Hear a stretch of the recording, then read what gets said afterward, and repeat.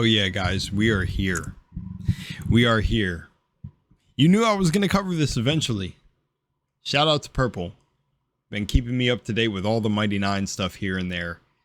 Oh yeah, man, the Mighty Nine news, the Critical Role's making a video game news. I'll cover that in another video, but we're here. When I first discovered Critical Role, one of my lovely watchers back then sent me, I think, the trailer to just what was to come, like with Vox Machina. I don't even remember how my journey really started. I got to go back. It was something to do with Critical Role. But when I got introduced to the Mighty Nine and I watched the entire campaign, I knew from the beginning if they turned this into a show, it would just absolutely slap.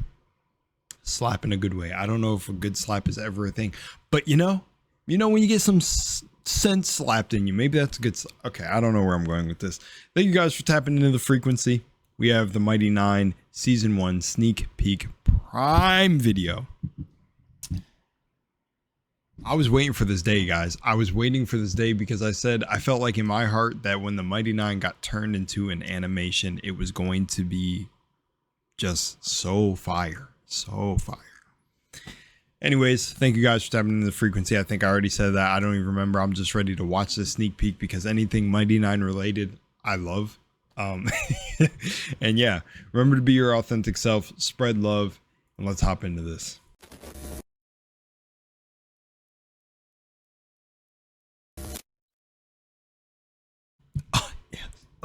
So what were you doing in that tent? I told you, officer, we were just passing through. Ford! I'm sorry, guys. If you watch the channel, you already know who my favorite character is. That one day I will cosplay. Paused for some entertainment. And leaving trails of bodies is entertainment for you, sicko. You got nothing on me. I didn't even have a weapon. Beauregard. Count these pythons. You guys, this is just like a true crime novel. Two hot-headed dicks cranking up the pressure on the perp until she breaks. Jester. Ooh, which one of you is the bad cop? I take this seriously, miss. BT Dubs, your handcuffs are super janky. The ones Mama uses are so much harder to get out of. Oh. And fluffier. This is profiling, you racist assholes! Well, maybe not you, big boy. Fucking not. The goblin and the hobo?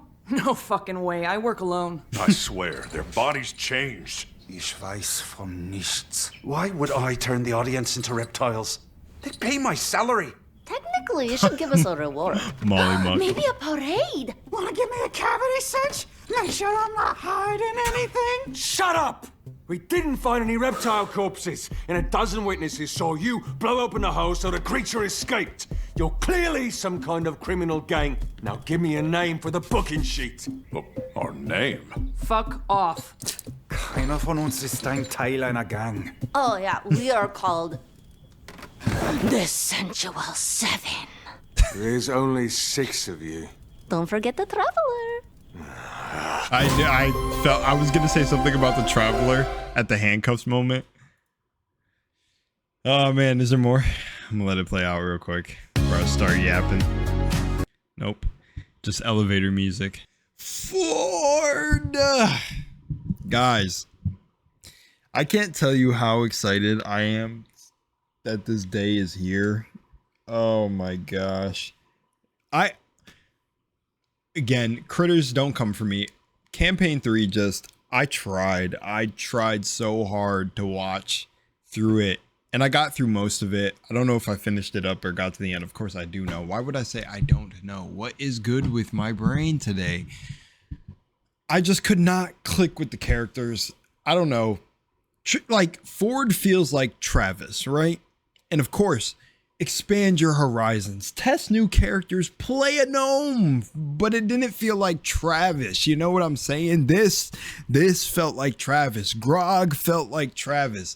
The gnome, it had Travis's humor, but did not feel like Travis to me. And I love the way Travis handled masculinity and just Ford's story in this anyways, man. And Jester, Yasha, oh man, we didn't even get a Yasha. Where was Yasha at this point? I can't remember. Anyways, I think I don't know. I just think that the Mighty Nine is going to be the coolest animated.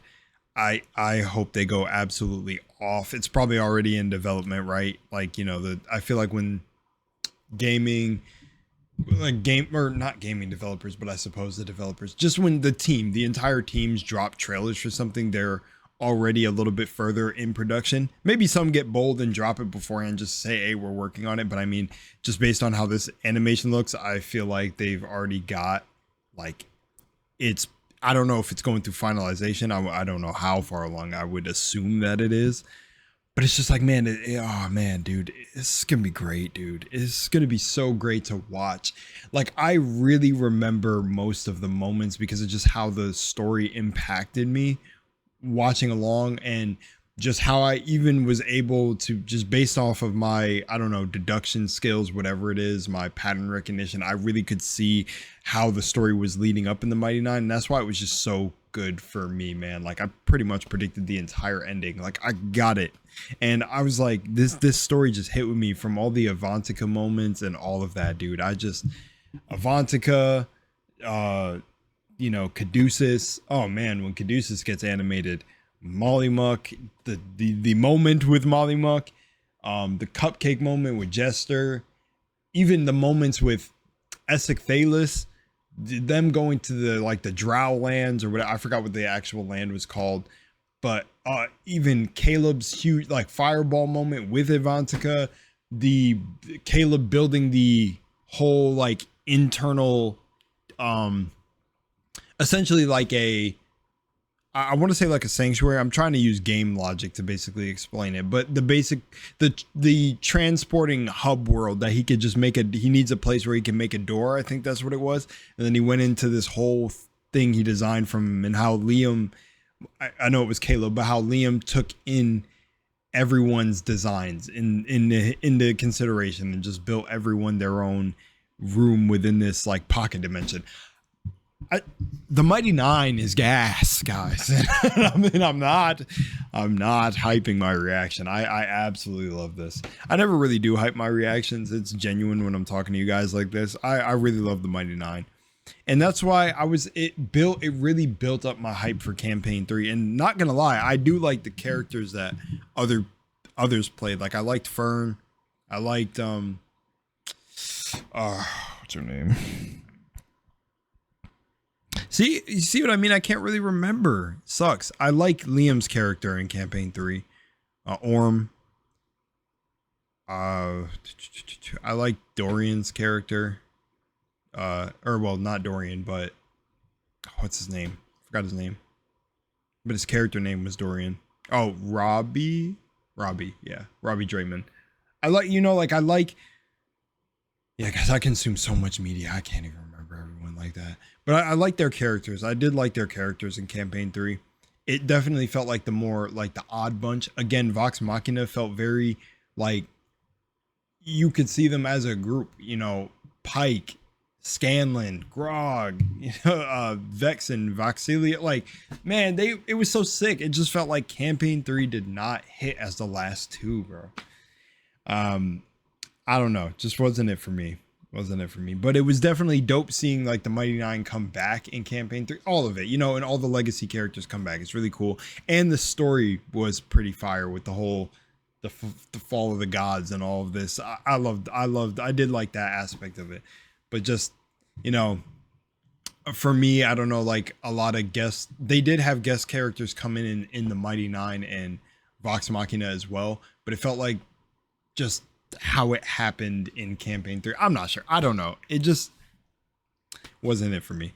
Sorry guys to bring you back over and over to say that campaign 3 wasn't it for me. I'm not trying to say anything by it. That's why please don't attack me in the comments. You know, some fan bases can have their, you know, little toxic bunch of people. I'm just trying to say, for me personally, I really wanted campaign 3 to hit. That's why it hit so hard. But anyways, this is about the animation, so let's just keep it there. This, I feel like, is going to slap. I can't wait to see all the moments. There was even one moment that I'm really looking forward to, and I really hope they capture it. Again, I bet it's a tremendous amount of work, taking hundreds of hours during a campaign and condensing it within a within animation, within seasons. I said this during the Vox Machina, but I don't think I really talked about it enough. I mean, the moments that they got to think in their mind that they actually want to show. I know the cupcake moment has to be something they show, or very, very significant moments. One moment that was really big for me that I can just never get out of my head is how Ford used the Mask of Many Faces in a specific scene when they were hunting a person. I can't remember who they were hunting. I feel like it was a captain or something. I can't really remember the name of the person, but how they were interrogating him, and then like Ford waved his hand over his face and used it to change into like him, the guy they were interrogating. It's moments like that that made this so freaking epic for me, you know. And I definitely just feel like, again, Chutney was like the goofball character in the next one, but it was cool that he got to play a werewolf.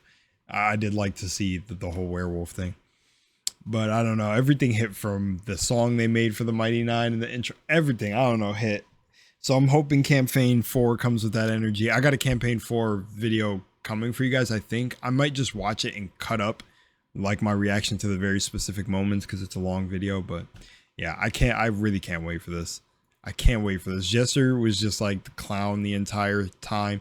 Not story. Again, if you're watching this, if you're somebody watching this and it's like, I don't want to say too much about the actual campaign moments, because again, somebody could be watching this trailer and be like, oh, what's the Mighty Nine? What's this animated coming?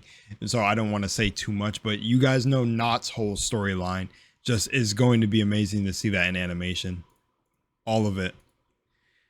Yeah, man, Caleb, and even Caleb's backstory with, you know, how he came up a mage and the group he came from. Or like they were children that they took away that were like prodigies, right? And you know what I'm saying. It's just like, man, this is it. This is it. I get to witness it in animation. And I definitely will be doing like not like a review, but basically talking about how I guess it's like a review, but just my experience with it. Review, fine. But I'm not going to do any like crazy criticism. I'm going to talk about moments I wish there were, probably.